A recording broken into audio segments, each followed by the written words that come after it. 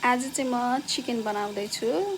हुन त यो चिकन सबैले बनाएकै हुन्छ है, घरमा पाकेको हुन्छ।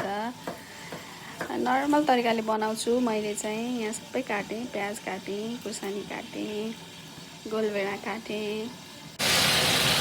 विदेशको मासुहरू यस्तो हुन्छ, फ्रिजमा राखेको ढुङ्गा जस्तो यत्तिकै अहिले पगालेर बनाउने हो। पगाले जस्तो मासु पगालेर बनाइन्छ। अनि यहाँ मैले फेरि लसुन हाल्दैछु, लामो लामो पातलो ढुङ्गा जस्तो पग्लेर टुक्रा टुक्रा हुँदैछ बिस्तारै।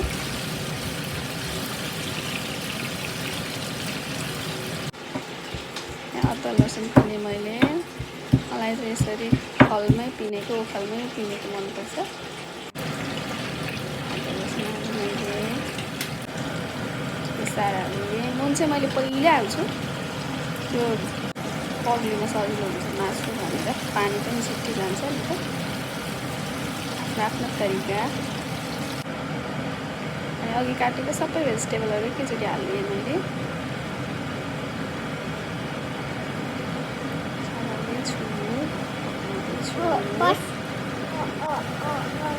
मैले घरमा बनाएको मसला हालेँ, जिरा धनिया पाउडर।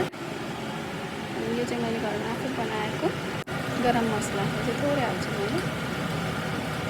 अनि अर्को छ स्पेसल मिट मसला, यो चाहिँ थोरै हाल्छु किनभने मेरो बुढालाई चाहिँ खासै मन पर्दैन मिट मसलाको स्मेल धेरै। मलाई चाहिँ एकदम मनपर्छ, त्यही भएर मलाई चाहिँ हाल्नै पर्छ फेरि। अनि फेरि चलाएँ मैले, यस्तो भएको छ हेर्नुहोस् त। अझै राम्ररी पाकिसकेको छैन, अझै छोड्दै चलाउँदै। लास्टमा मैले हरियो धनियाँ हालेँ, चलाएँ फेरि। अब लगभग पाकिसकेको छ हेर्नु।